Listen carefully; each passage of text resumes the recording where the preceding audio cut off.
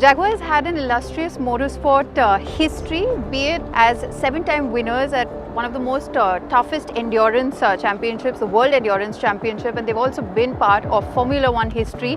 And now Jaguar is part of Formula E. I have with me today James Barclay, the team principal of Jaguar TCS Racing. Welcome to India.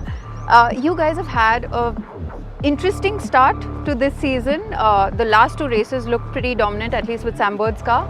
So are you planning to have a very dominant performance this weekend? Well, we're definitely going to be working really hard. This is almost like a home race. It's a home race for us, with proud part of the Tata family, and with TCS, the title partner. It's a home race, and we can't underestimate the competition though. We have an incredibly competitive championship here in Formula E.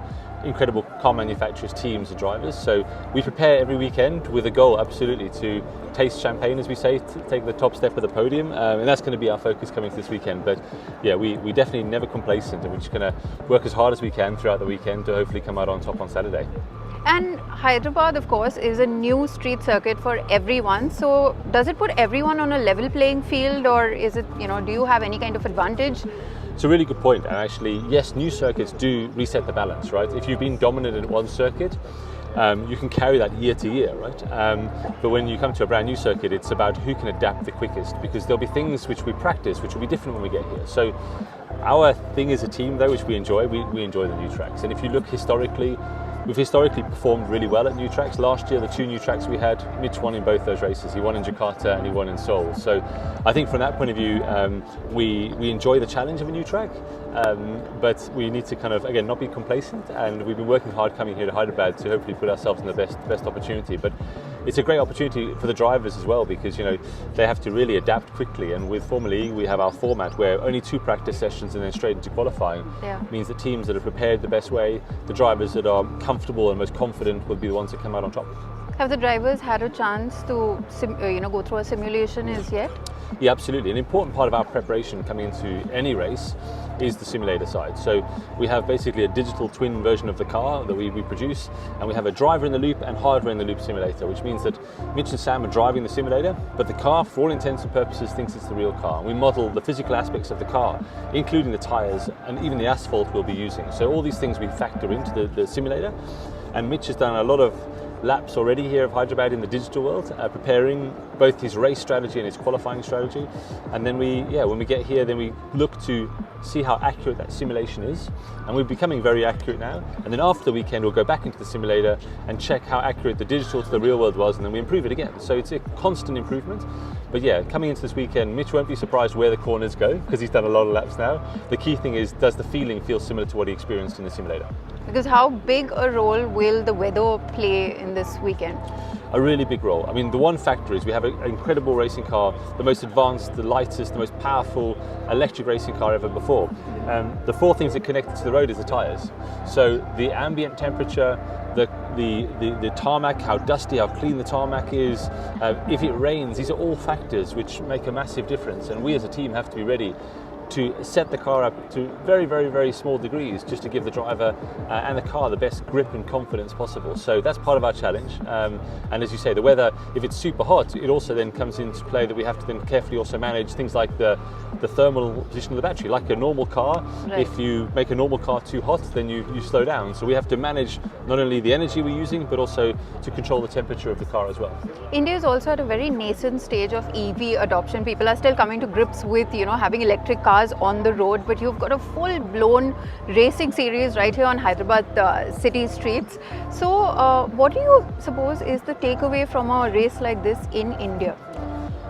Behind that is fundamentally a really important message, right? We're a tier 1 sport, as we say. That's our goal, to become a tier 1 sport. And sport is incredible. It gives you an opportunity to see and witness things that are amazing. But at the heart of Formula E is a really important message, and that's that we want to drive sustainable human progress through the power of electric racing. In other words, zero emission mobility, reduced emissions, and just a cleaner environment for us all. So that's at the heart of Formula E. So the takeaway, I think, is 2 things. One is a sport with real purpose at the heart that can improve lives of the cities that we live in. But secondly, also then, is at the heart of it, though, is actually just a great sport, right? With incredible athletes, with incredible teams, incredible manufacturers, incredible players. So it's a great sport, but at the heart of it is a real sport with purpose. And I've no doubt after the race on Saturday, people will see the quality of racing and the sport we have. The fans, I'm sure, will absolutely love it because it's an incredible spectacle. But then also at the heart of it is a sport with real purpose. And also, how much of what is learned through Formula E goes back to the road car at Jaguar? A lot, and it's really important. When we came back into the sport and we chose to come back in Formula E, you talk about Jaguar's long, illustrious history in the sport. We wanted to come back as part of our DNA, but it couldn't be for any reason. It had to be for the right reason. And we chose Formula E, firstly because of the fact it's all electric, and our future is all electric. From 2025, Jaguar becomes a modern luxury all electric car company. So that's a big step for us. And at the same time though, we said it also then it becomes a real world, it needs to be a real world test bed for electric vehicle technology. And in Formula E, that's exactly what we have. We're pushing the boundary and the limits of electric vehicle technology, whether it's in the design of the components we do, so the electric motor, the inverter, the software. These are items of physical hardware, but also software, which is at the most cutting edge, right, of electric vehicles. These are the most advanced electric vehicles in the world. And as a result, we can learn in this environment and then bring those learnings to our consumers in the future. And the example I always use is, imagine you're a 100-meter sprinter at Olympic World Final and you've got 10 meters to the line. When you look over your shoulder, if all the other athletes are in the line with you, you dig deeper than you've ever dug before to win, right? And that's exactly what happens here. We dig deeper on every aspect. The drivers dig deeper in their performance. We dig deeper in the technology of the car to find the advantage over our competitors. Right. And I'll give you one example just to kind of, for that. We announced a partnership with Wolfspeed, one of our sponsors. On our shirt here, they produce silicon carbide. In 2017, we started using silicon carbide technology.